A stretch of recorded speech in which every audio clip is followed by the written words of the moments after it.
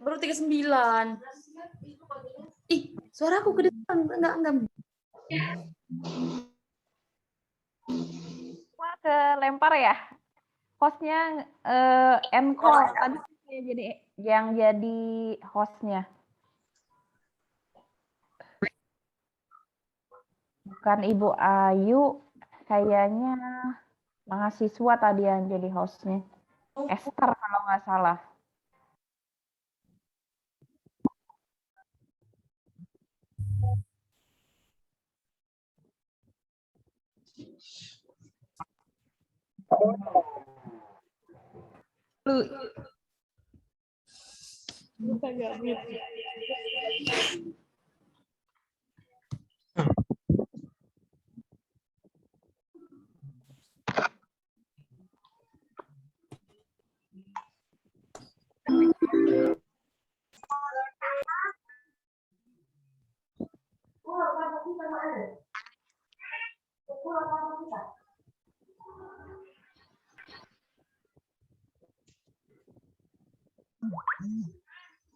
Oke, kita tunggu dulu berarti ya teman-teman yang masuk, yang lain. Aduh, hari ini banyak banget pencobaannya kalian.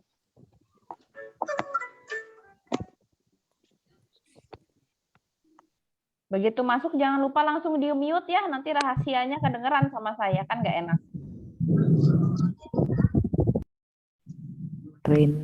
Arak.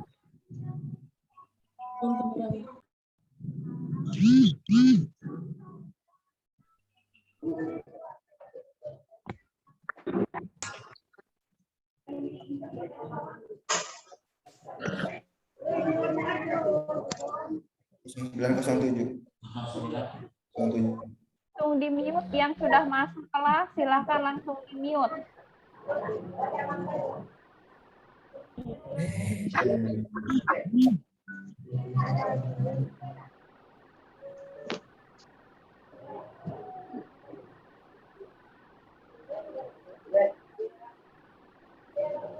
Seorang perampok setelah mencapai tujuannya. Eva, Iqbal, Panca, Rahman, Hori, tolong di-mute. Iqbal, Fikri, tolong di-mute. Igo, mute, Igo. Aslim, mute, Aslim.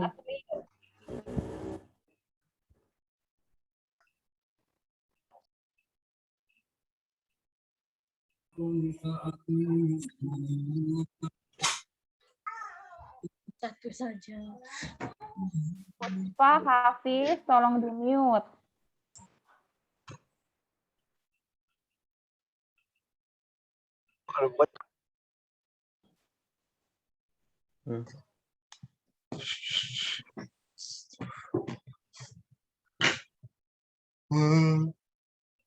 Farhan, mute Farhan.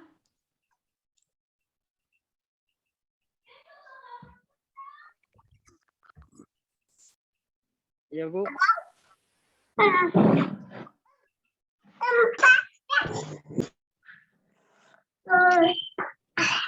Di mute, Ri.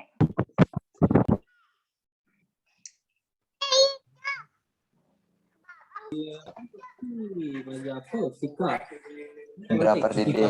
Ya. Indra Pardede. Ya. Kalau timnya anak ya. Indra. Rio. Indra. Indra Pardede dulu terus. Alvin, tolong di-mute dong. Akun cam itu lagi.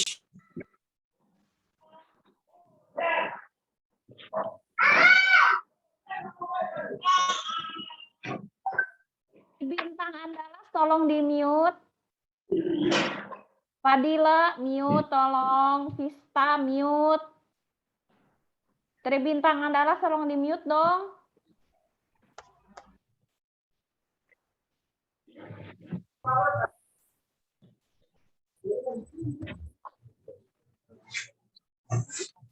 Rusak.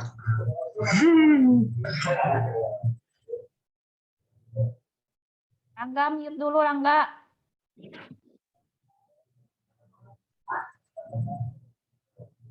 Rangga. Rangka baju Terus apa TPB lagi habis nomor kakak? Habis nomor kakak terus bawahnya keperluan ya? Apa nih? Ananda Niko TPB 8 mute. Oke, aduh, meni capek nyuruh kalian ngambil. Udah ya, kita mulai ya.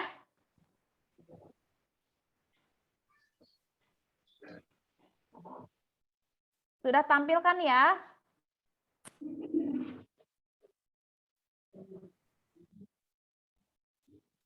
Oke. Nah, mulai minggu depan tolong ya dibiasakan begitu masuk itu mic-nya itu langsung kebuka. Jadi begitu masuk kelas langsung di-mute ya.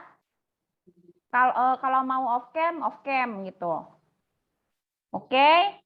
Rekaman dari saya gitu ya, tetapi ini merupakan rekaman sebagai suplemen tambahan untuk kalian gitu ya, untuk mempelajari bagian bab yang mungkin kemarin ketika kita di kelas besar belum sempat untuk saya sampaikan gitu ya. Jadi harapannya adalah kalian bisa memahami dengan baik yang akan saya jelaskan melalui video pembelajaran kali ini. Kemudian harapannya kalian bisa mencatat ya bagian-bagian mana yang pastinya nanti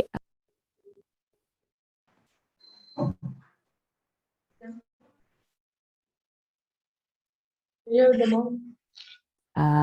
kalian anggap penting ya. Mudah-mudahan sih kalian akan dapat pembelajaran dari video. Kalau sekarang masih blur nggak nih? Oh, kualitas videonya ya dinaikin ya? Oke deh. Bentar ya. Saya naikin. Saya ulangi ya. Oke. Oke ya, bismillah.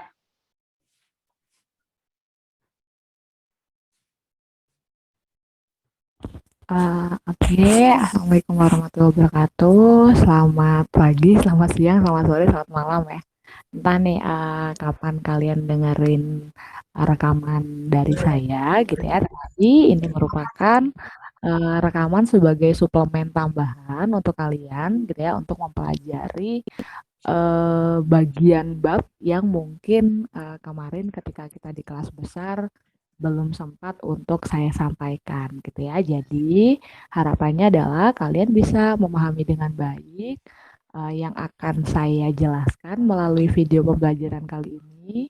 Kemudian harapannya kalian bisa mencatat gitu kan ya bagian-bagian mana yang pastinya nanti kalian anggap penting ya. Mudah-mudahan sih kalian akan dapat pembelajaran dari video yang saya tampilkan pada kesempatan ini gitu ya. Jadi setelah kita mempelajari di kelas besar saya sudah menjelaskan ke kalian gitu ya tentang stoikiometri dalam suatu reaksi kimia gitu ya. Nah, ternyata nanti ketika kita berhadapan gitu ya dengan banyak persamaan reaksi kimia gitu ya, itu nanti kita akan mendapatkan macam-macam jenis reaksi kimia gitu ya. Jadi mungkin saja bisa jadi nanti kamu akan menemukan berbagai macam reaksi. Contohnya misalnya kamu akan ketemu dengan reaksi pembakaran ya. Ketika waktu di kelas besar kan saya mengambil contoh beberapa reaksi pembakaran gitu ya. Nah, tetapi tidak jarang juga nanti kamu akan mendapatkan reaksi-reaksi yang ada hubungannya dengan bagaimana suatu zat gitu ya itu ada dalam larutan yang berair, atau dalam hal ini adalah gimana ya nanti reaksi yang terjadi jika suatu zat itu dilarutkan di dalam air. Seperti contohnya deh kita ambil kalau kita berbicara larutan gitu ya, mungkin kalian masih ingat kan ya, kalau saya membahas tentang larutan, pokok yang harus diingat adalah kalau ingat kata larutan itu pasti ingatnya adalah ada yang dinamakan zat terlarut, ada yang dinamakan pelarut, gitu kan ya. Nah, itu yang akan coba saya jelaskan pada kesempatan kali ini. Nah, jadi kalau dari pengertiannya, larutan itu merupakan campuran yang homogen dari dua zat atau lebih, gitu ya. Nah, kan di pertemuan pertama saya sudah pernah membahas tentang larutan tentang campuran yang sifatnya homogen. Masih ingat nggak sifat homogen seperti apa? Kita ambil contoh aja lah. Misalnya kamu punya larutan gula. Larutan gula itu berarti nanti kamu mencampurkan gula dengan air. Nah, ketika mereka bercampur, kalian masih bisa membedakan nggak mana gulanya, mana airnya? Nah, ketika kamu nggak bisa membedakan tuh mana airnya, mana gulanya, maka campuran tersebut bisa kita katakan adalah campuran yang homogen. Gitu ya. Nah, larutan itu merupakan suatu campuran yang homogen dari dua zat atau lebih. Nah, seperti yang saya katakan tadi, biasanya kalau kita berbicara tentang larutan, kita akan mengenal ada istilah zat terlarut, satu lagi adalah istilahnya pelarut. Nah, biasanya kalau kita bilangnya adalah zat terlarut, itu biasanya dia adalah zat yang jumlahnya lebih sedikit, gitu ya. Nah, sementara pelarut itu nanti jumlahnya lebih banyak. Contohnya, kamu melarutkan gula, gitu ya. Misalnya kamu melarutkan gula dalam segelas air, gitu ya. Kan gulanya 1 sendok, airnya 1 gelas, gitu ya. Nah, banyakan yang mana nih kuantitasnya, gitu ya. Oh, ternyata banyakan airnya, makanya kita sering menyebutnya air itu adalah sebagai pelarut. Sementara gulanya adalah zat terlarut. Seperti itu ya. Nah, tetapi itu kan tadi saya mengambil contoh dalam larutan gula. Nah, contoh dari larutan itu nanti ada banyak, nak. Ya. Jadi misalnya nih, kamu punya soft drink. Oke, pernah minum soft drink kan ya? Apa tuh misalnya? Ya, sebut saja mereknya Coca-Cola gitu ya, Fanta gitu ya. Nah, kalau kamu minum soft drink itu kan dia merupakan cairan ya, makanya di sini dia wujudnya adalah L, liquid. Nah, kalau kamu lihat soft drink, menurutmu pelarutnya siapa? Pelarutnya adalah air gitu ya, H2O. Zat pelarutnya siapa aja kira-kira yang di dalam soft drink? Kan kalau kamu minum soft drink kan ada rasa-rasa manis ya. Oh, berarti pasti ada gulanya. Terus kalau kamu minum soft drink itu kan kayak ada sensasi apa? Sodanya gitu kan ya. Nah, itu adalah gas CO2 yang terlarut di dalam soft drink ya. Berarti di dalam soft drink kita tahu pelarutnya adalah air, zat terlarutnya adalah gula, CO2 gitu ya. Mungkin aja kalau misalnya dia akan menambahkan perasa gitu ya. Itu adalah zat larutnya. Nah, biasanya kita kan kalau berbicara tentang larutan itu selalu identiknya dengan yang wujudnya cair gitu ya. Padahal kalau kita lihat dari definisinya, larutan itu adalah campuran yang homogen dari dua zat atau lebih gitu ya. Artinya kalau misalnya kita melihat udara. Oke, nih udara. Udara itu kan banyak banget ya campurannya ya. Ada apa aja? Ada gas oksigen, ada gas nitrogen, mungkin ada CO2 gitu kan ya. Ada banyak banget gas yang ada di udara. Nah, kira-kira kalau kamu lihat di udara, campuran gas tersebut bisa kamu bedakan nggak? Mana nitrogennya, mana oksigennya, mana karbon dioksidanya? Bisa nggak dibedakan? Nah, enggak bisa toh. Kalau dia nggak bisa dibedakan, berarti dia merupakan campuran yang homogen.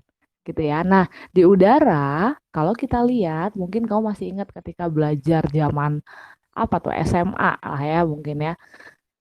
Kandungan udara kita paling banyaknya itu adalah gas nitrogen gitu ya. Makanya di dalam udara, karena nitrogennya itu yang lebih banyak, maka kita bisa menyebutkan kalau gas nitrogen itu merupakan pelarutnya. Sementara zat pelarutnya siapa? Ya udah selain nitrogen ada siapa? Ya mungkin ada O2, mungkin juga ada gas argon atau gas metana gitu ya dan gas-gas yang lainnya. Seperti itu ya. Jadi kalau biar bicara tentang larutan, biasanya kita identik memikirkan yang selalu sifatnya cairan gitu ya. Ternyata tidak. Kalau kita lihat definisinya, asalkan dia campurannya homogen dari dua zat atau lebih, kita bisa menyebutkannya larutan. Contoh lagi adalah solder. Nah, mungkin anak-anak elektro dulu apalagi anak SMK ya yang jurusannya elektro itu mungkin sering mainan solder ya. Nah, kalau kita lihat solder itu kan sebenarnya kan solid ya, nak ya. Gitu ya. Tetapi kalau kita lihat ternyata solder itu adalah campuran dari dua zat gitu ya, lebih dari satu zat ya. Jadi kalau solder itu nanti dia kandungannya adalah timbal dan juga SN. SN itu apa? Timah gitu ya. Nah, ternyata kita bisa menyebutkan kalau di dalam solder itu juga dia merupakan campuran yang homogen. Walaupun wujudnya timbal sama timah kan sama-sama wujudnya adalah padatan. Nah, seperti itu. Nah, tetapi dalam pembelajaran kimia kali ini saya hanya akan membatasi, kita akan berbicara gitu ya larutan di mana kita akan menggunakan pelarutnya itu ya spesialnya adalah pelarutnya adalah air. Ya, jadi nanti kita berbicara larutan di sini konteksnya adalah pelarutnya air. Nah, mungkin dulu waktu SMA kalian pernah ingat ya kalau larutan itu berdasarkan sifat daya hantar listriknya pernah dengar nggak dulu ada yang namanya larutan elektrolit sama larutan non elektrolit gitu ya. Ya udah aja dari namanya aja elektrolit. Elektro itu biasanya hubungannya sama listrik ya. Jadi kalau ada suatu larutan sifatnya elektrolit artinya gitu ya larutan tersebut dapat menghantarkan listrik gitu kan ya. Jadi kalau yang elektrolit itu misalnya kamu hubungkan dengan elektroda gitu ya. Dulu ingat nggak zaman SMA itu biasanya ada praktiknya tuh. Dia dihubungkan dengan elektroda, dicelupin terus dihubungkan juga dengan baterai sama lampu gitu ya. Kalau dia lampunya nyala, oh berarti itu larutannya adalah elektrolit karena dia bisa mengantarkan arus listrik.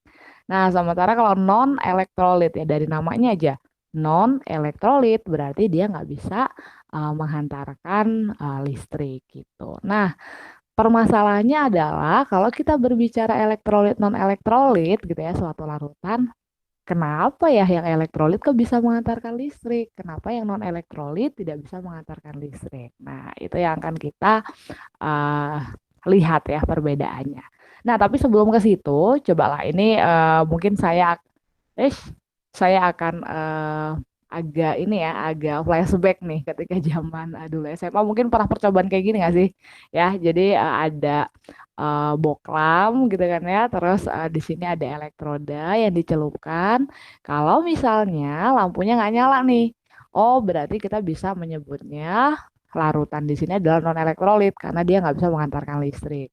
Nah, sementara kalau dari hasil percobaan ternyata yang elektrolit ini nak kalau kita lihat dari daya hantar listriknya, ternyata ada yang lampunya nyalanya terang, ada yang lampunya nyalanya redup gitu ya.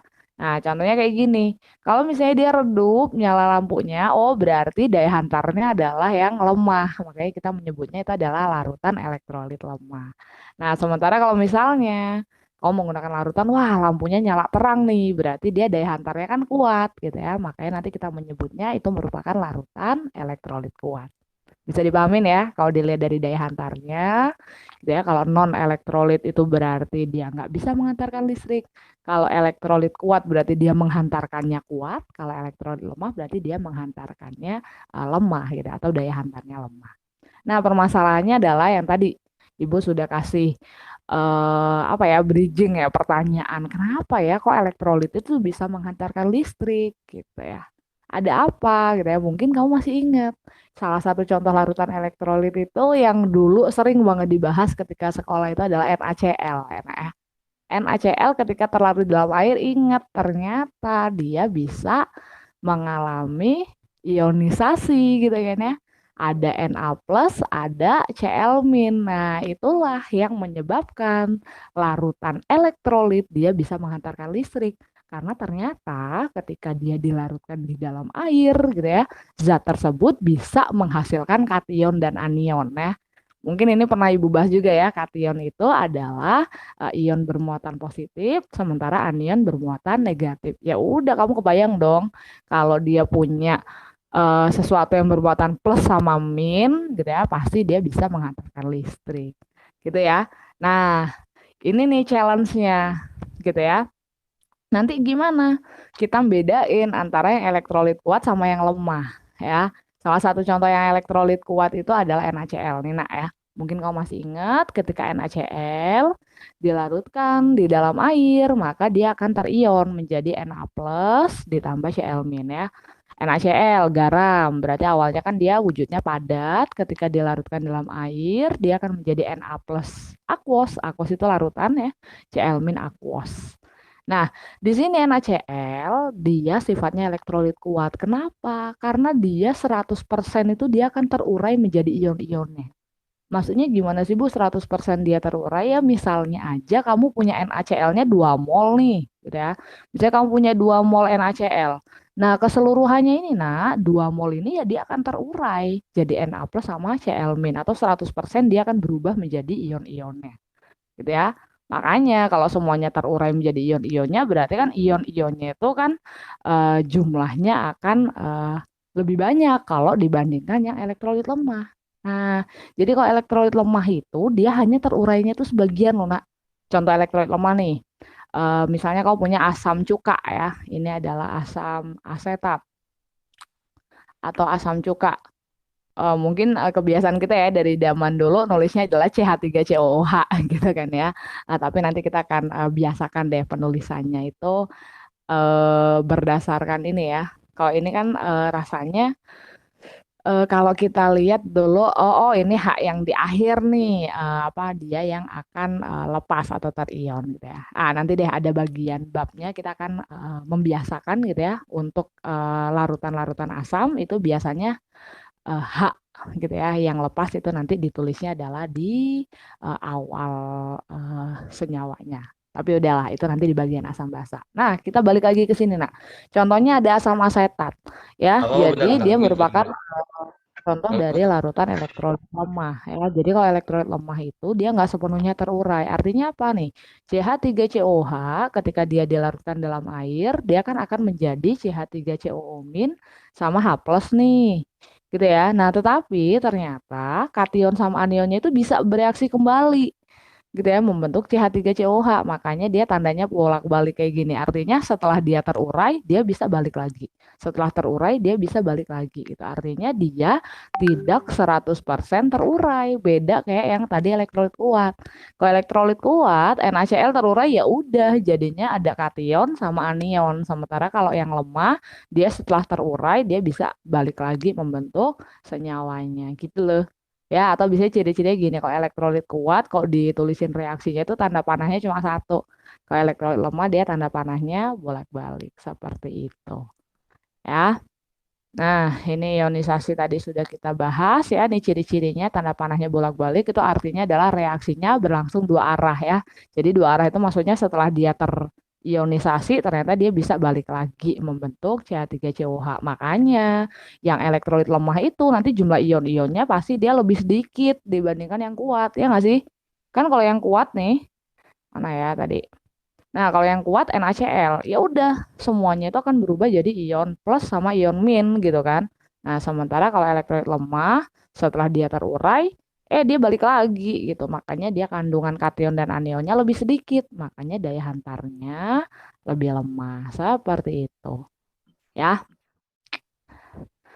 Nih, dia hanya terionisasinya sebagian ya tadi ya. Karena dia bisa balik lagi membentuk senyawanya. Gitu. Nah, ini yang jadi challenge-nya kalian. Misalnya kita akan menuliskan suatu reaksi ionisasi dari larutan elektrolit itu harus bisa tuh ya. Jadi nanti kita berlatih deh. Misalnya kau punya NaCl, kau bisa ya dia mengionkannya Na plus sama Cl min gitu ya. Terus misalnya kalau aku punya HCl nanti dia terionnya jadi apa ya gitu. Atau kalau aku punya H2SO4 dia terurainya seperti apa ya. Nah, nanti Ibu akan jelaskan itu. Ya. Nah, mungkin Ibu singgung gini dulu ya. Ini kan tadi yang elektrolit gitu ya. Nah, kalau non elektrolit gimana? Ibu taruh mana ya? Di sini lah ya, masih ada tempat nih. Jadi kalau dia sifatnya non elektrolit, punten banget ya Ibu tulisinya nyempil di sini. Kalau non elektrolit artinya dia tidak mengalami ionisasi atau dia tidak terurai menjadi ion-ionnya. Contoh yang non elektrolit itu misalnya larutan glukosa. Nah, ya, glukosa itu kan C6H12O6 nih. Jadi ketika glukosa kamu masukkan tuh di dalam air, kamu larutkan, dia tuh nggak terion, jadi nggak jadi CHO sendiri gitu, enggak. Ya, tetapi dia tetap aja menjadi C6H12O6 atau tetap aja jadi molekulnya gitu ya. Nah, karena dia nggak ada ion-ionnya, makanya dia nggak bisa nganterin listrik gitu ya. Nah, oleh karena itu dia disebut larutan non elektrolit. gitu ya. Nah, ini mungkin kalian wajib untuk buka lagi catatan zaman SMA atau yang mungkin dulu, Bu, aku nggak pernah diajarin zaman SMA. Itu silakan kalian explore ya. Jadi contoh-contoh yang elektrolit itu apa aja, contoh yang non elektrolit itu apa aja, silakan ya. Ini wajib kamu explore sendiri. Nah, Nina, ternyata dalam suatu proses pelarutan gitu ya. Jadi misalnya kayak tadi, misalnya ibu melarutkan NaCl ya, NaCl kan solid. Ketika ibu masukkan di dalam air, berarti dia akan terion kan, jadi Na plus dan Cl min, gitu kan. Nah, ketika dia dilarutkan dalam air, nanti akan terjadi proses yang namanya hidrasi. Nah, jadi hidrasi itu adalah ketika ion-ion gitu ya, yang dari senyawa yang terionisasi ini dia dikelilingi oleh molekul-molekul air. Ya, nah, jadi peristiwa hidrasi inilah yang akhirnya membuat si NaCl itu bisa larut dalam air. Tuh, nah hidrasi itu apa sih? Ilustrasinya seperti apa sih? Indra, tolong mute Indra. Nah, kita lihat ya. Jadi, kan kita berbicaranya di sini pelarutnya air ya, Nak. Air itu rumus kimianya apa? Air itu adalah H2O. Nah, nih ya, H2O itu kamu kalau membayangkan itu seperti ini, Nak. Jadi yang merah itu adalah untuk molekul O-nya ya. Yang merah itu adalah oksigen. Sementara yang putih itu adalah hidrogennya. Ya, jadi kamu kalau ngebayangin molekul H2O itu seperti ini. Kalau dibalik dia kayak kepala Mickey Mouse ya. Ya, jadi yang tengah itu adalah yang merah itu adalah oksigen, gitu ya. Telinganya si Mickey Mouse ini dia adalah hidrogen. Nah, ternyata nak, kalau mungkin kamu masih ingat dulu zaman SMA ya, kalau misalnya pun nggak ingat, akan ibu informasikan, ternyata air di sini dia mempunyai dua sisi, ya. Jadi sisi-sisi yang oksigen itu nanti kita akan menyebutnya dia adalah sisi yang sifatnya negatif atau biasanya dulu kita sebutnya parsial negatif. Ya, jadi oksigennya di sini tuh dia lebih negatif dibandingkan bagian yang hidrogennya.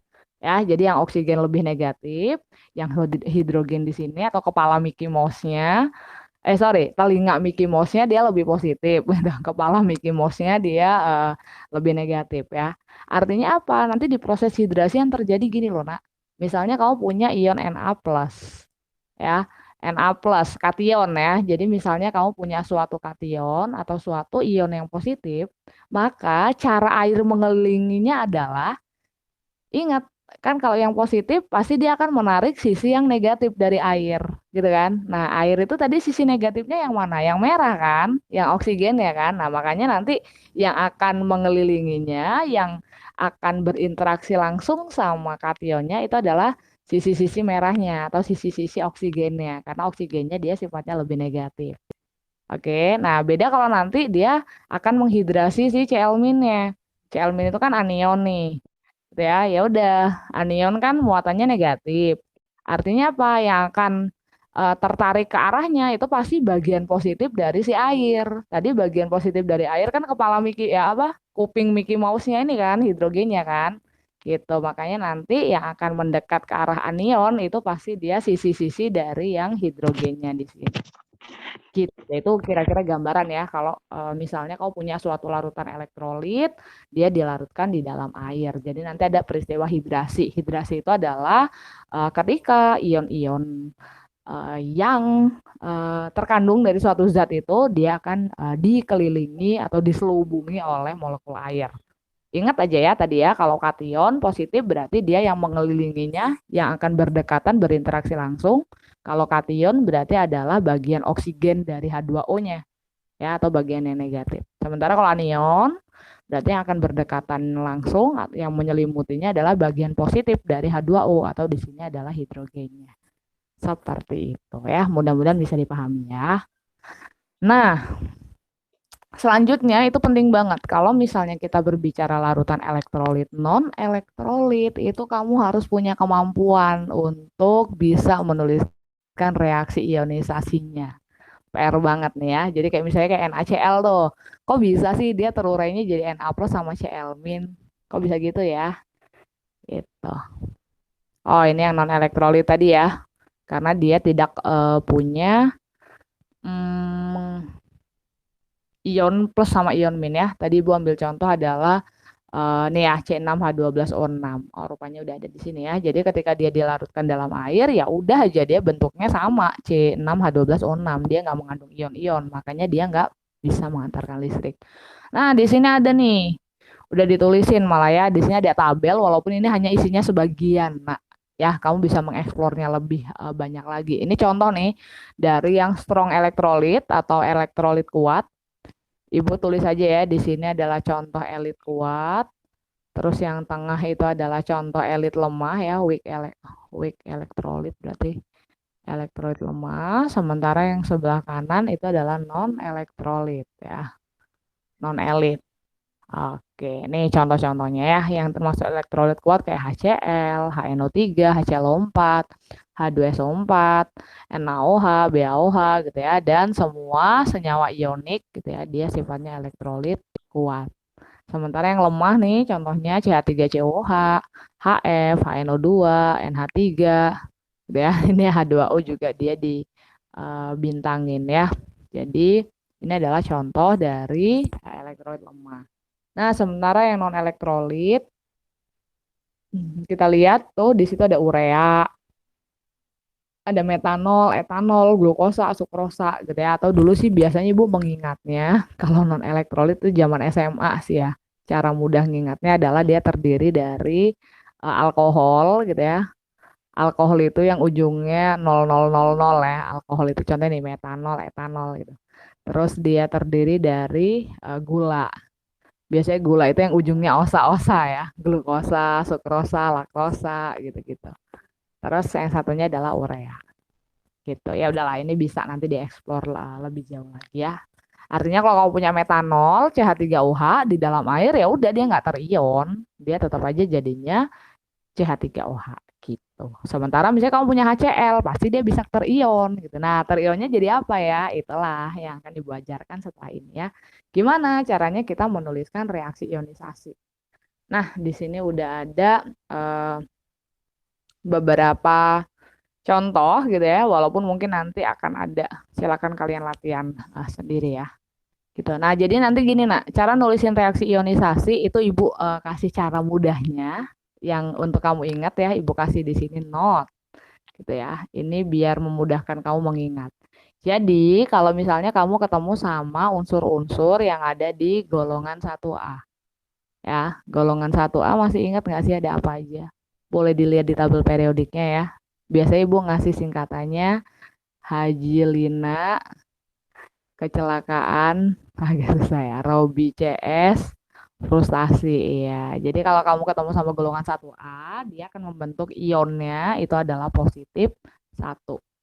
Ya, nah kalau ketemu golongan 2A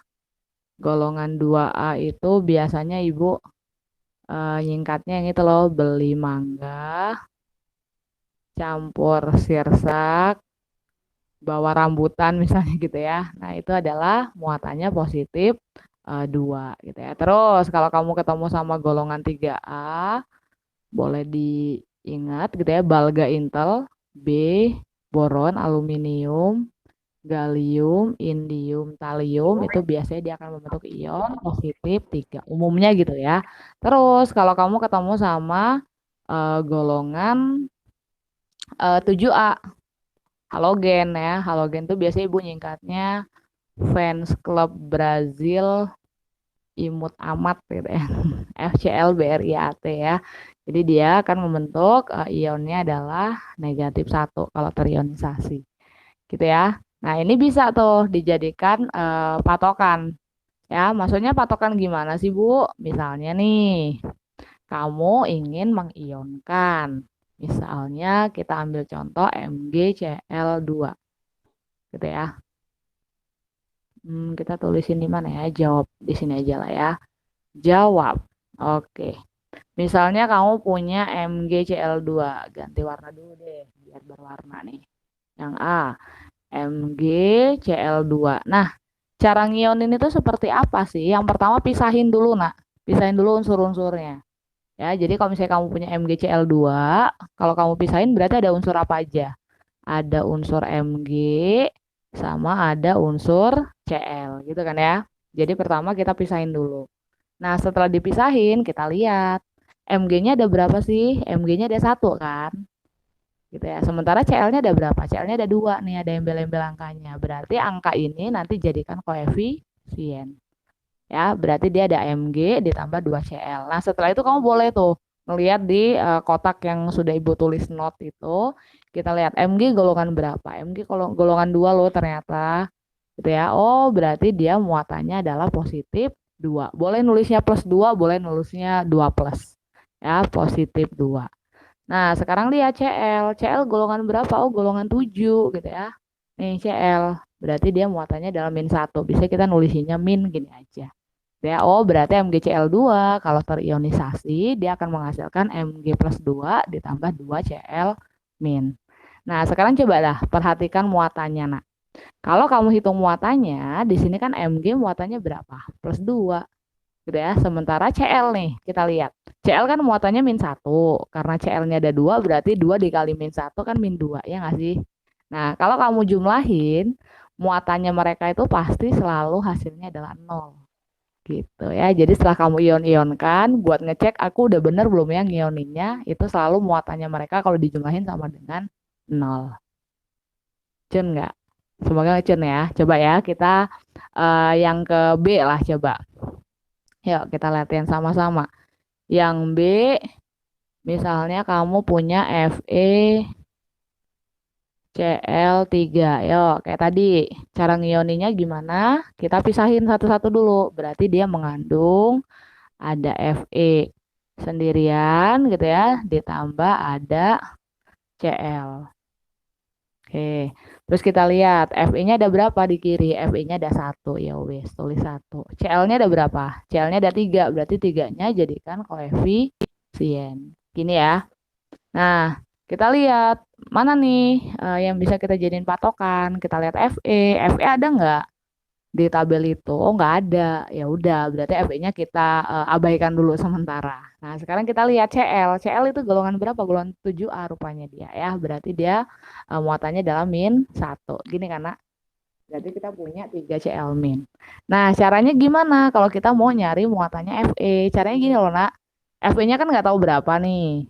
Sementara Cl min-nya ada berapa tuh? Ada 3 Cl min. Berarti 3 dikali min 1 min 3 kan? Nah, artinya kayak kamu mengira-ngira nanti ya, kira-kira Fe-nya harus berapa ya? Biar muatan totalnya itu adalah 0. Kebayang dong berapa? Pasti Fe-nya adalah plus 3 gitu. Ya udah plus 3 ini adalah muatannya si Fe. Nanti jadiin sini ke muatan. Plus 3. Artinya ketika kamu ionkan FeCl3 itu dia akan membentuk Fe plus 3 atau 3 plus boleh ditambah 3 Cl min. Paham nggak ya? Mudah-mudahan paham ya. Oke, nah terus challenge yang kedua adalah kalau misalnya kita ketemu sama ion-ion poliatom. Mungkin udah pernah dengar ya, ada yang namanya ion-ion poliatom. Ion-ion poliatom itu yang dia bentuknya itu satu paket loh, nak ya. Jadi ion-ion poliatom itu contohnya kayak gini. Misalnya kamu punya OH ya. OH satu paket nih, satu kesatuan, muatannya min. Terus misalnya kamu punya SO4 ya. SO4 apa muatannya? Min 2 boleh, 2 min boleh. Gitu kan ya. Terus misalnya kamu punya NO3. NO3 itu satu kesatuan ya, muatannya min gitu-gitu. Ah, ini ada banyak banget nih ya. Silakan boleh search di Google. Itu biasanya ada tabel gitu ya, tabel ion-ion poliatom ya. Ada sama namanya juga, ada sama muatannya juga. Silakan nanti search aja ya. Nah, kalau ketemu sama ion poliatom, nanti hati-hati. Kalau misalnya kamu akan mengionkannya. Contohnya, misalnya nih, kamu punya yang C. Yang C kamu misalnya punya Al, OH, dalam kurung OH ya, 3 kali. Nah, kalau mau mengionkannya gimana? Ingat, ion-ion yang poliatom itu, nak, nggak boleh kamu pisahin.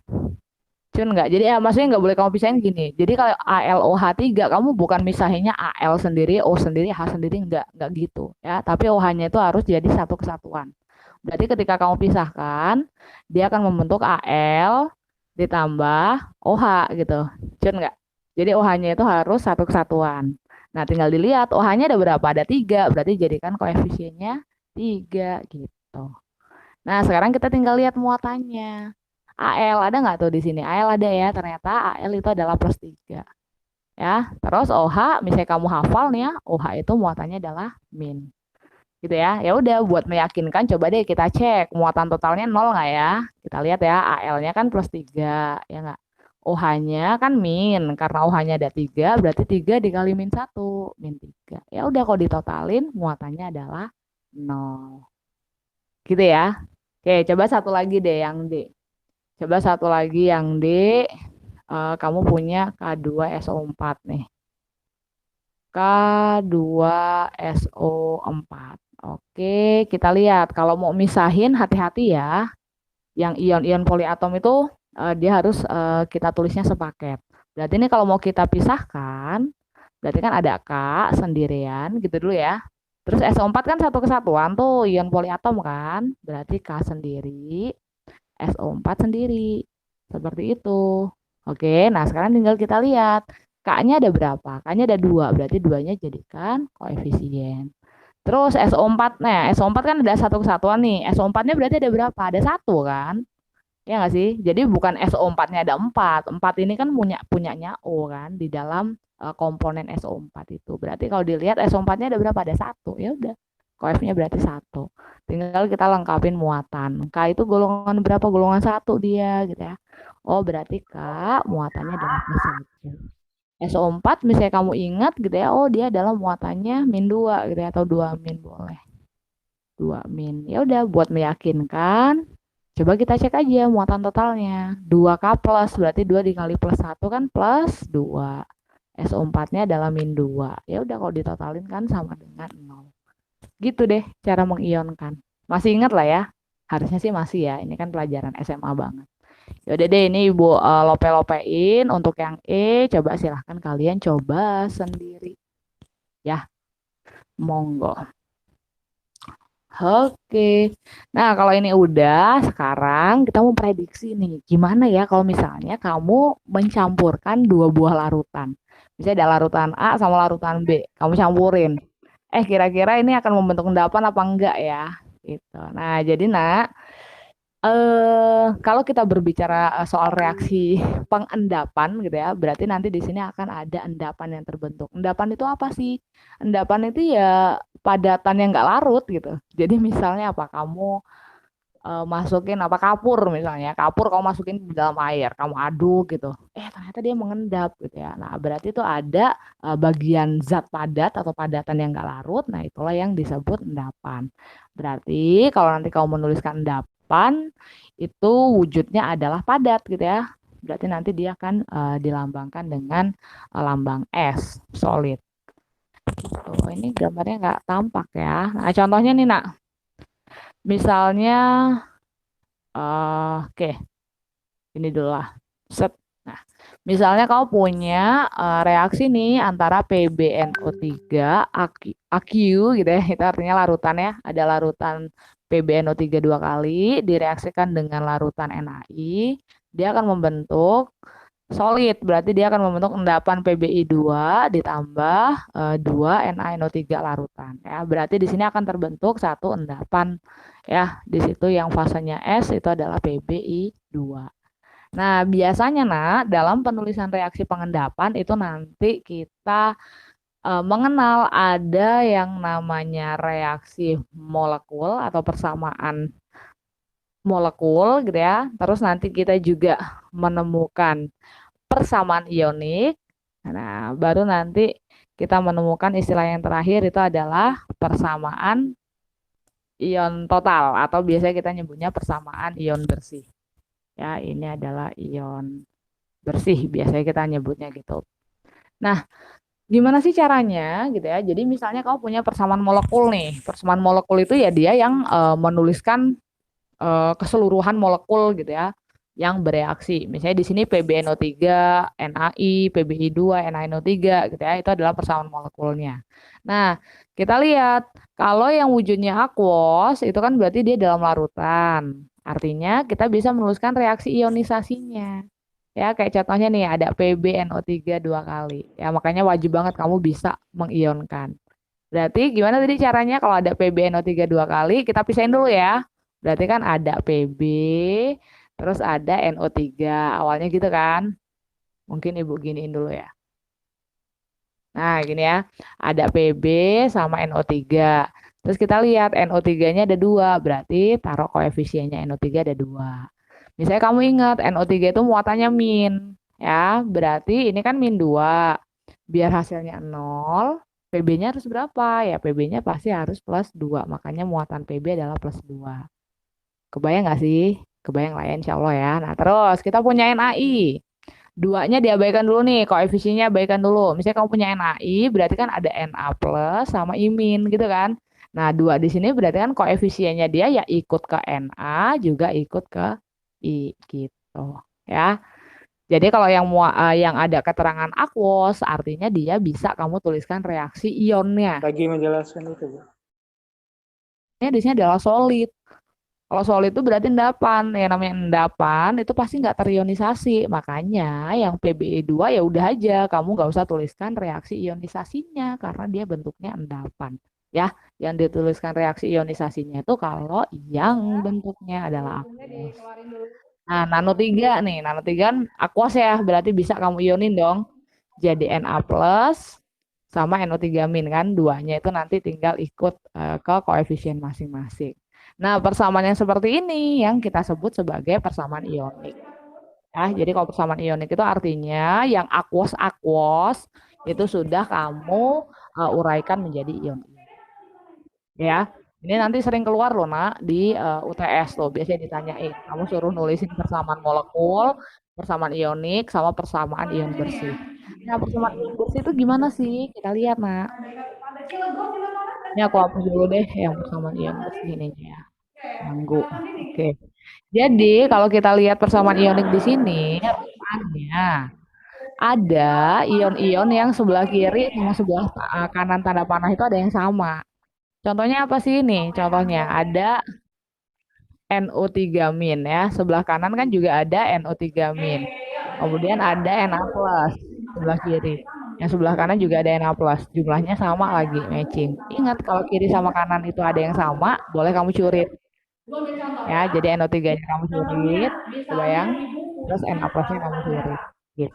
Nah, sehingga nanti kamu akan mendapatkan persamaan bersihnya tuh atau reaksi totalnya yang udah kamu coret kan berarti hilang tuh. Berarti kalau ditulisinnya kan tinggal ini kan tinggal PB2 plus sama 2 ini membentuk PbE2 solid. Nah, inilah yang disebut sebagai persamaan ionik total.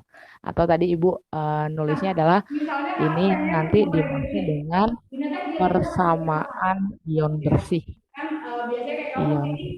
Ya, artinya ion bersih itu nanti ion-ion yang sama kiri sama kanan kamu hempaskan dulu ya, kamu hilangin, curit-curit.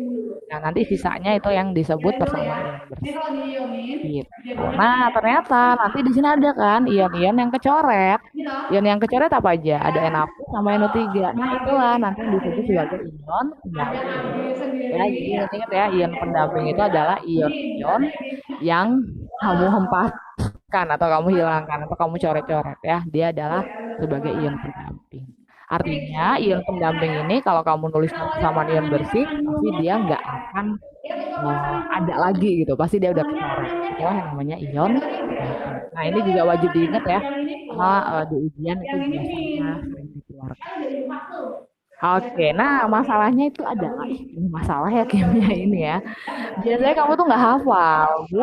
Misalnya aku mereaksikan anu sama anu, aku kan nggak tahu kapan dia akan membentuk endapan atau enggak ya. Makanya kita butuh bantuan ini. Ya, jadi nanti kamu bisa ngelihat melalui tabel ini, kira-kira kalau ada senyawa ono gitu ya, kayak di sini kan ya. PbI2. Kok dia endapan ya, kok bisa sih gitu ya, dari mana? Nah, jadi kita lihat di sini ya, soluble. Sama Cl-min. Udah impas kan muatannya kan? Kalau udah impas berarti gabungin aja. Nanti kalau digabungin jadinya apa?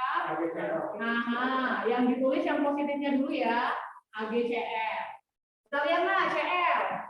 CL harusnya kan larut ya. Kecuali kalau ketemu sama itu AG, Ayunya PB. bukan nih. Oh, di sini ada siapa?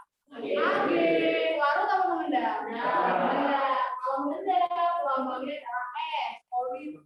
Ya, solid itu padatan. Kan kalau ada endapan itu kan artinya dia berwujud padat kan? Nah, kalau kita sudah menuliskan reaksi yang seperti ini, nah, ini namanya adalah persamaan reaksi molekul. Compound itu berarti apa? Soluble itu berarti yang larut ya. Oke, jadi nih kita lihat dulu dari yang larut. Jadi ingat nak, kalau kamu ketemu semua senyawa yang mengandung ion alkali. Alkali itu adalah golongan 1A. Ya, contohnya LiNaKRBCS itu kan ion-ion alkali kan. Terus kalau ketemu sama ion amonium pH 4 itu pasti semuanya akan larut tanpa pengecualian. Ya, jadi kalau dia mengandung ion-ion 1A sama NH4 pasti dia larut apapun pasangannya. Nah, maksudnya gimana tuh? Contohnya nih, kayak apa ya, misalnya ya NaCl misalnya kayak gitu kan ya. NaCl ini kan ada Na-nya ya. Oh, berarti kalau dia mengandung ion 1A berarti dia pasti akan bentuknya adalah larutan. Terus misalnya kamu punya Na atau jangan Na lagi deh. Apa ya, misalnya punya K2SO4 gitu kan ya. K2SO4. Nah, di sini kan ada K kan, kalium. Kalium itu kan juga ion alkali atau ion 1A kan. Oh, berarti dia pasti akan membentuk larutan. Itu dia nggak mengendap ya. Jadi kalau ketemu sama ion-ion ini pasti larut. Terus selain itu kalau ketemu sama nitrat, bikarbonat, klorat ya atau NO3-, HCO3-, ClO3- itu pasti juga semuanya larut. Contohnya lah, misalnya kamu punya apa? Misalnya punya Pb, NO3 2 kali gitu ya. Nah ini aja, asalkan dia oh ada NO3 loh gitu, NO3 nitrat kan, oh berarti dia pasti dia larut. Yang kanan tanda panah, Gitu. kalau ada yang Cara sama ngeceknya. boleh dicuri. Oke. Ya guys, yang kanan ada yang upload kan? Yang Nah kiri terus kalau ketemu sama ada yang upload. Oke, coba Noval Raki ada nggak ya? Ada yang di kelas nggak di Zoom ini? Kalau ada minta tolong Bu Ayu di mute. Soalnya saya bukan Kecuali sini ada upload, itu baru bisa dicolek. Karena dia gabungan, bisa dijawab kan? Ya udah. Berarti bisa atau enggak Daryl? Ada nggak Daryl sini? Enggak ada ya, pada nggak ada. Ini boleh kalau kamu nulisnya AG duluan baru TF boleh. Asalkan sama-sama di sebelah kiri ada. Sebelah kanan sama ion-ion halida. Contohnya Cl-, Br- sama I-. Umumnya kalau ada si ion-ion ini dia larut, tapi ada kecualinya. Nah, kecuali kalau dia berpasangan sama Ag, Hg2 sama Pb. Gitu ya. Makanya kan tadi kan ada PbI2 gini kan. Jadi I itu sebenarnya dia umumnya larut, tapi kita lihat pasangannya lah. Di sini I-nya kok dia berpasangan sama Pb. Berarti dia adalah pengecualian ya. Artinya PbI2 itu pasti dia akan membentuk endapan. Kenapa? Karena I-nya berpasangan sama Pb. Gitu ya. Terus contoh lain, misalnya kamu punya AgCl. Ya, Cl itu kan umumnya larut, tapi di sini lihat pasangannya. Oh, Cl dia kok pasangannya sama Ag. Nggak mau dong. Kalau dia sama Ag kan pengecualian ya. Berarti dia akan menghasilkan endapan. Paham nggak? Paham ya? SO4 juga gitu ya. SO4 itu umumnya larut. Kecuali kalau dia ketemu sama ion Ag+, Ca2+, Sr2+, Ba2+, Hg2+, sama Hg2+. Ya, jadi kalau selain sama itu SO4 itu larut. Ya, tetapi kalau ketemu sama ion-ion Ag, Ca, Sr, Ba, Hg, Pb, berarti dia akan mengendap. Gitu. Nah, kalau yang di bawah itu adalah ion-ion yang pasti mengendap ya. Insoluble itu pasti dia mengendap. Tidak larut nih. muatannya Tidak larut ada kamu ketemu sama karbonat, fosfat, kromat, fluorida ya. Nah, kecuali nih nak. Kecualinya apa? Kecuali kalau mereka berpasangannya sama alkali, sama amonium. Ya, jadi walaupun ada karbonat ya, karbonat itu kan umumnya mengendap. Tapi tinggal lihat pasangannya. Jadi misalnya kamu punya Na2CO3 gitu ya. Ih, CO3 harusnya dia nggak larut, tapi lihat pasangannya. Pasangannya adalah Na.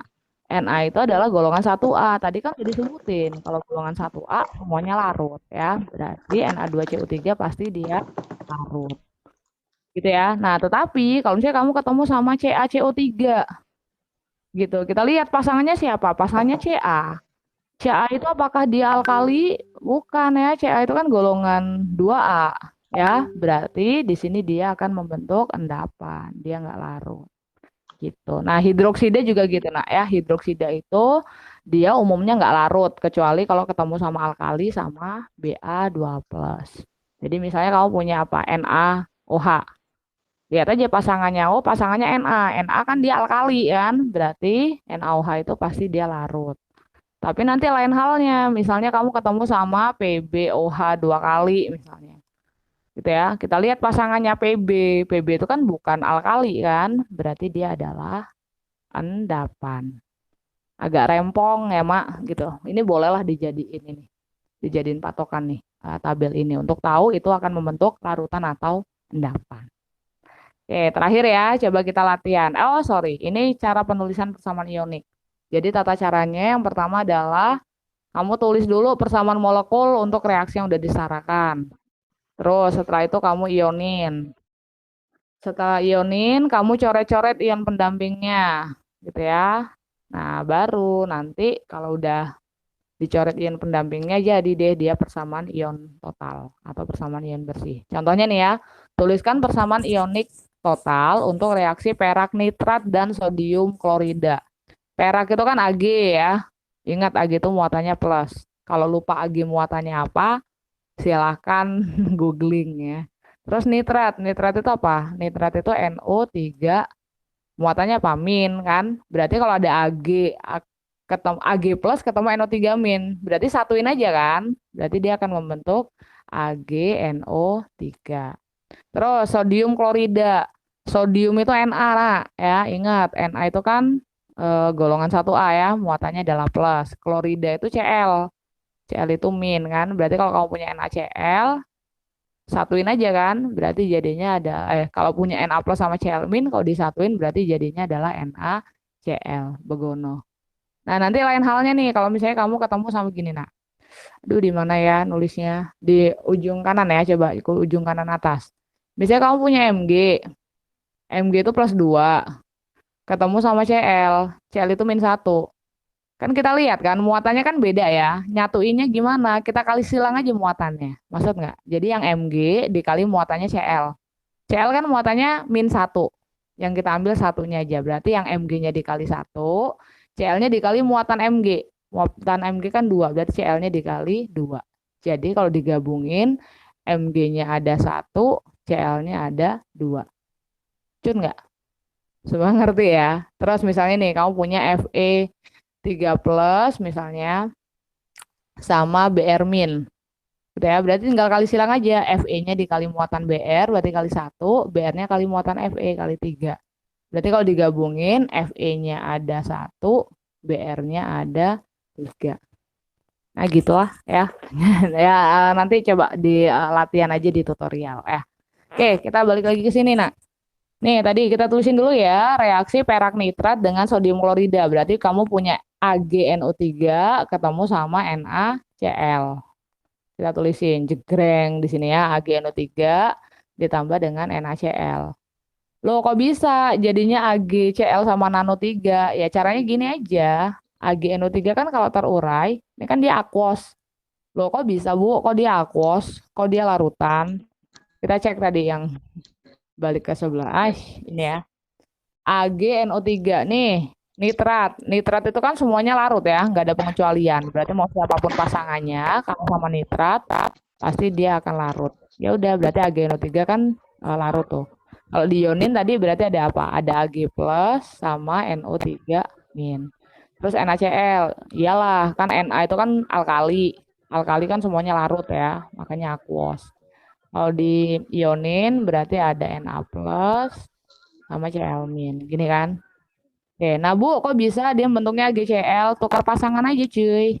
Ya, jadi misalnya Ag awalnya kan sama NO3. Berarti dia nanti tukar pasangan. Dia ngambil pasangannya Na. Kasihan nih Na ya. Berarti plusnya kita jodohin sama min. Kan muatannya udah impas ya, plus sama min. Ya udah berarti jadi AgCl. Nah, sementara Na-nya sama NO3. Dia akan membentuk nano 3. Gitu. Nah, di sini Bu, kok AgCl-nya solid? Why? Ingat tadi ion klorida dia umumnya larut kecuali ya, jadi ion klorida, ion apa tadi? Cl, Br sama I itu dia akan larut kecuali kalau pasangannya adalah Ag, Hg2, Pb gitu ya. Jadi kalau pasangannya Ag pasti dia nggak larut, makanya dia menjadi solid. Kalau solid berarti dia nggak usah kamu ionin gitu. Terus nano 3 ya udah fix lah ya, asalkan dia punya logam alkali golongan 1A pasti dia larut. Gitu ya. Nah, ini kan yang diminta persamaan ionik total. Berarti ya langkah selanjutnya adalah kamu ionkan kan tadi kan. Nih udah Ibu bantu ionin kan Ag plus, NO3 min, Na plus, Cl min. AgCl karena dia solid berarti tetap aja tulis gini. Nano 3 kalau diionin jadi Na plus sama NO3 min. Setelah itu adalah kamu curit-curit ion yang sama. Ion yang sama apa di sini? Na plus sama NO3 min kan? Kan sama, kiri sama kanan ada. Berarti kamu curit. Seret, seret.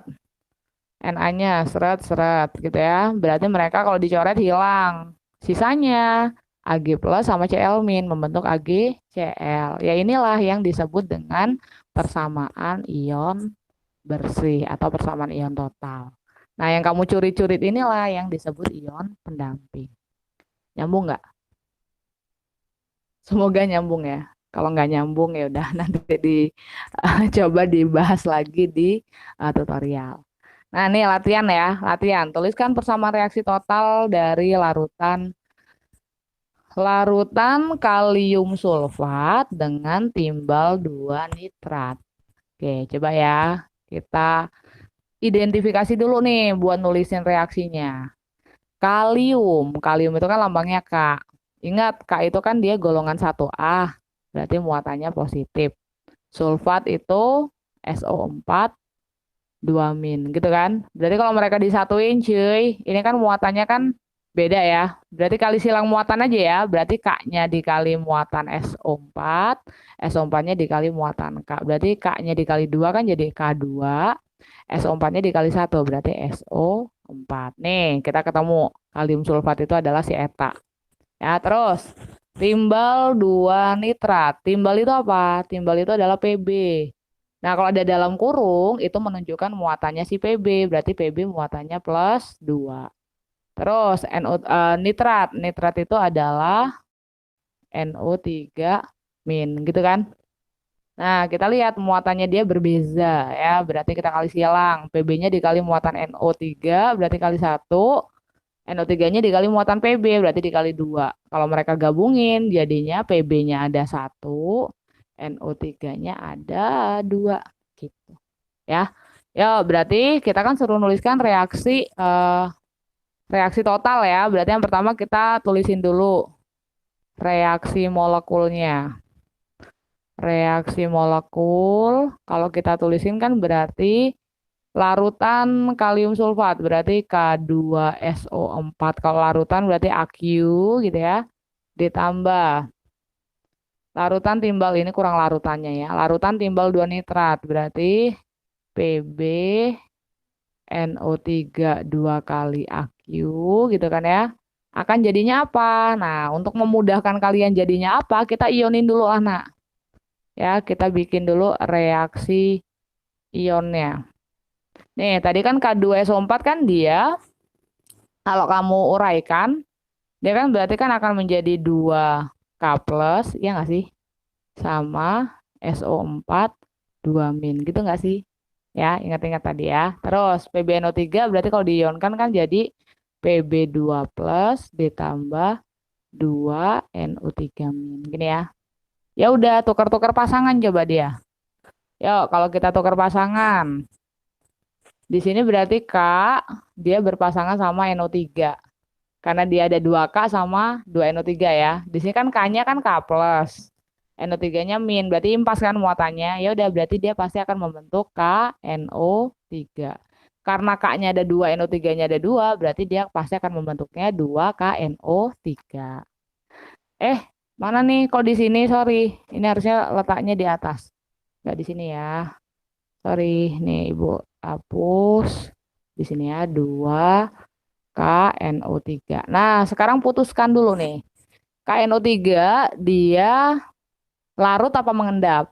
Kita lihat ada K. K golongan 1A bukan?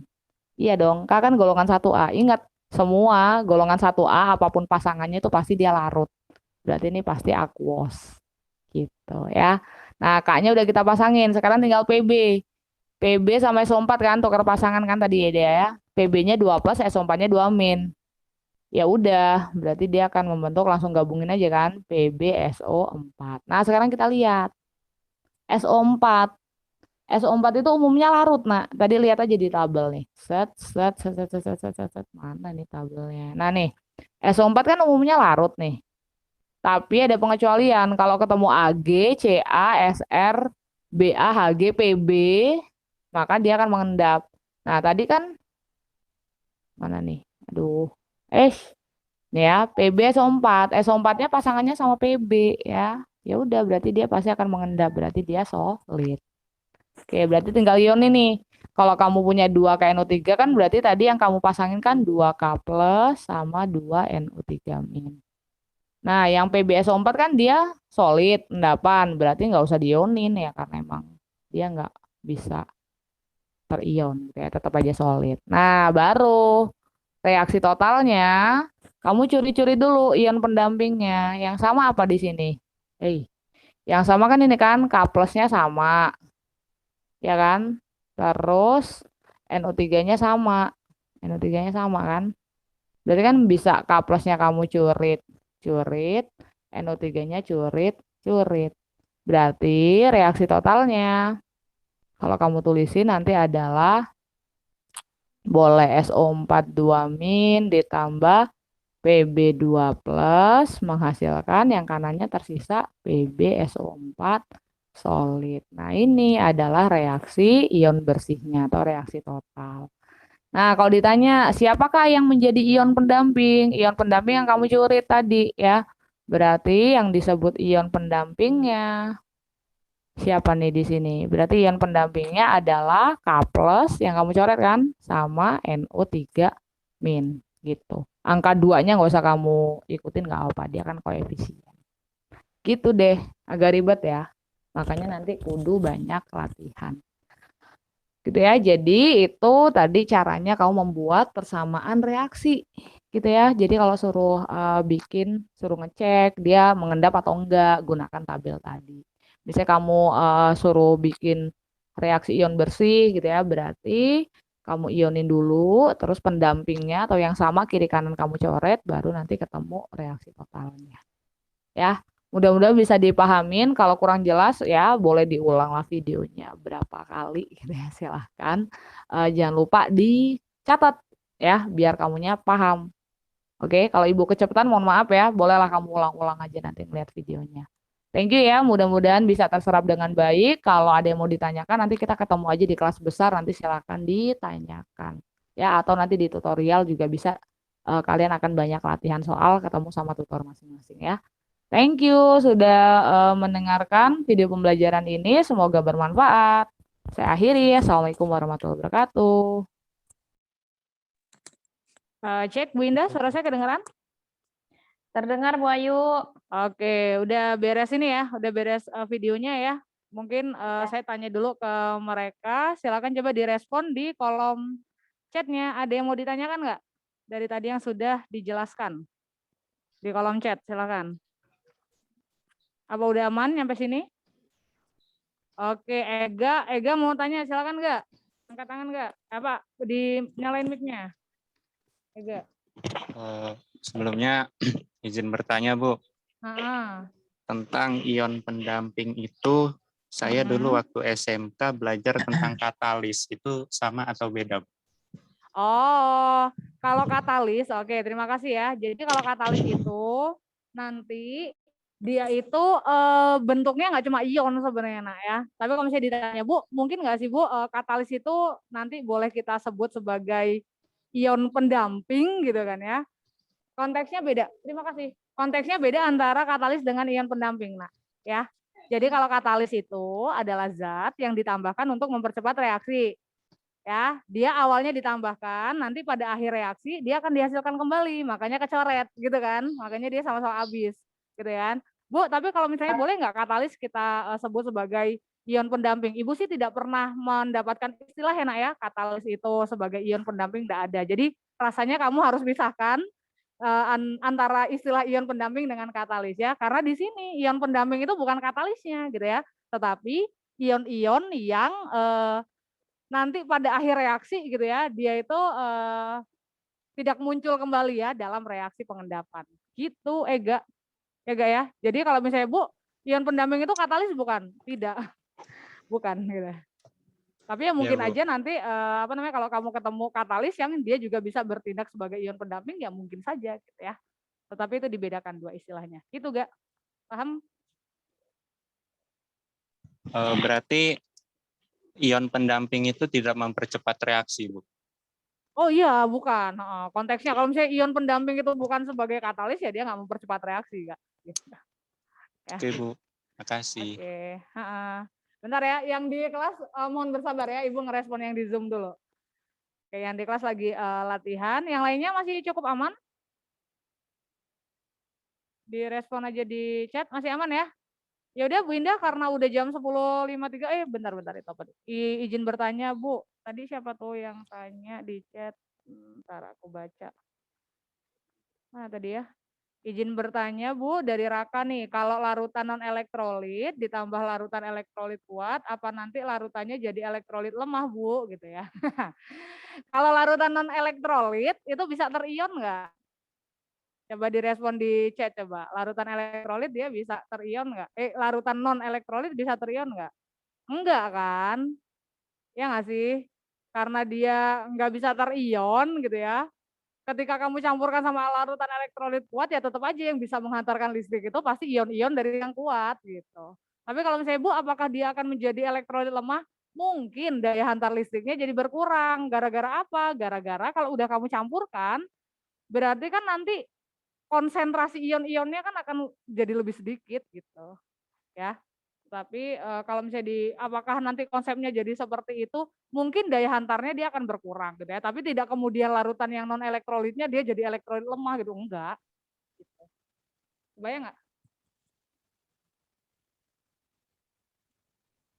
Bayang ya. Oke. Dia Bu Indah mungkin cukupkan sampai ini ada yang angkat tangan siapa nih? Ada yang angkat tangan siapa nih? Ada Mela. Mela kenapa Mel? Mela Ananda. Izin bertanya, Bu. Kenalkan, nama saya Mela Ananda dari TPB 7. Saya mau bertanya, Bu, bagaimana cara menentukan senyawa itu Mela di Ibu suaranya putus-putus, yang lainnya putus-putus. Elektrolit atau non elektrolit, Bu? Gimana? Ulang lagi, Bu. Hah? Bagaimana cara menentukan senyawa itu termasuk larutan bersifat elektrolit atau non elektrolit? Oh, mungkin ini ya harus dibuka catatan kamu zaman SMA nih. Ya, kalau yang di sini Ibu udah kasih. Jadi nanti Nak, larutan elektrolit itu kan ada yang kuat, ada yang lemah. Gitu ya. Nah, itu umumnya larutan elektrolit kuat itu dia terdiri dari asam kuat, basa kuat, garam, itu dia termasuk elektrolit kuat. Kalau yang elektrolit lemah, contohnya asam lemah, basa lemah. Kalau yang non elektrolit itu contohnya ada golongan dari gula ya, gula itu yang ujungnya osa, misalnya fruktosa, sukrosa, glukosa gitu ya, dia non elektrolit. Atau alkohol yang ujungnya nol. Yang ujungnya nol, metanol, etanol itu juga dia non elektrolit. Terus satu lagi apa? Urea ya. Urea juga dia non elektrolit itu, Mela. Jadi rasanya sih udah pernah dijelaskan, kamu bisa mengeksplor juga ya, itu pembagian larutan elektrolit dan non elektrolit. Silakan nanti kamu bikin catatannya ya. Kelompok-kelompok larutan yang termasuk elektrolit, non elektrolit gitu. Itu Mel. Baik, Bu. Terima kasih, Bu. Nah, satu lagi ya kali ya, Rahman. Rahman, kenapa Rahman? Iya Bu, Mm-mm. sebelumnya izin bertanya Bu. Mm-mm. Jadi fungsi daripada larutan elektrolit itu dia menghasilkan atau hanya menghantarkan listrik Bu? Fungsinya? Iya.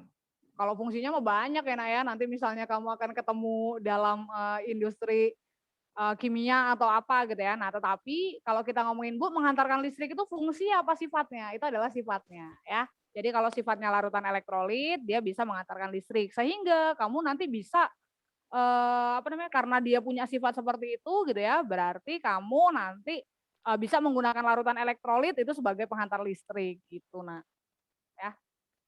Kalau kegunaannya ya mungkin aja nanti akan ketemu banyak kegunaan larutan elektrolit. Tapi salah satunya itu dia bisa mengantarkan listrik. Gitu. Ya, dan ini Bu, lagi. Iya, berarti kalau air itu dia larutan juga Bu ya? Kalau air, tadi pengertian dari larutan apa? Apa namanya? Campuran homogen Campuran itu. dua zat atau lebih ya. Nah, kalau misalnya airnya nggak kamu campur siapa-siapa, berarti bisa disebut larutan nggak? Oh, nggak bisa.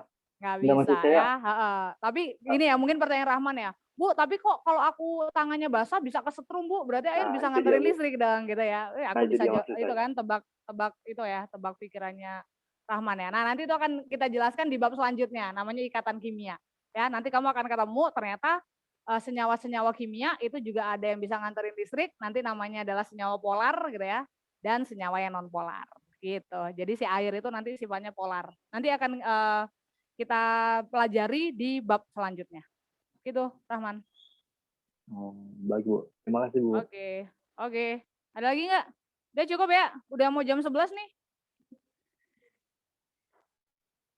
Oke, paling pesannya Bu Ayu, nanti silakan kalian pelajari lagi ya. Ini karena mungkin ada sesuatu yang baru gitu kan ya. Oh, kamu baru tahu tuh cara mengionkan seperti apa gitu ya, cara membuat reaksi ion bersih seperti apa. Harusnya hari ini Ibu udah ngejelasin materi selanjutnya ya.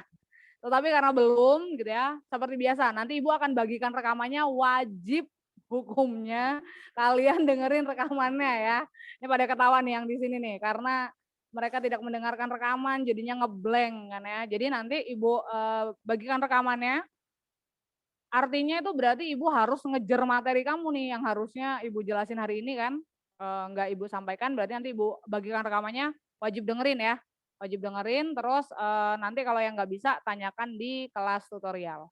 Gitu Bu Indah, paling dari saya segitu aja. Saya langsung ngerespon yang di kelas ya, ini karena lagi latihan soal. Gitu Bu Indah. Oke Bu Ayu, jadi ditutup saja ya Bu Ayu. Oke, thank you ya Bu Indah, thank you semuanya ya. Maaf kalau banyak trouble-nya hari ini. Oke, anak-anak. Jadi begitu penjelasan dari Bu Ayu ya. Kita akhiri saja kelas kimia dasar ini sampai di sini. Assalamualaikum warahmatullahi wabarakatuh. Silahkan boleh live. Waalaikumsalam warahmatullahi wabarakatuh. Terima kasih Bu. Terima kasih Bu. Terima kasih, Bu. Terima kasih Bu. Terima kasih Bu. Terima kasih Bu. Terima kasih, Bu. Terima kasih, Bu. Terima kasih, Bu. Terima kasih Bu. Terima kasih Bu. Terima kasih Bu. Terima kasih Bu. Terima kasih Bu, izin live.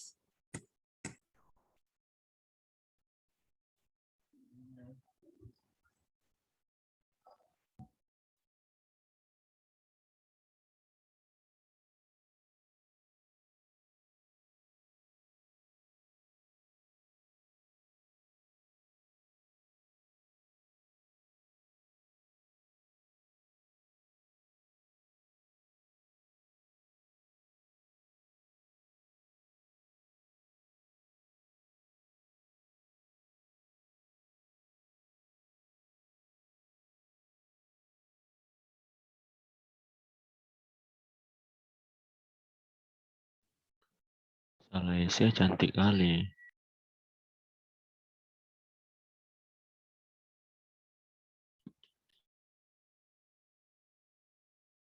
Nggak sadar Bang, lagi di record.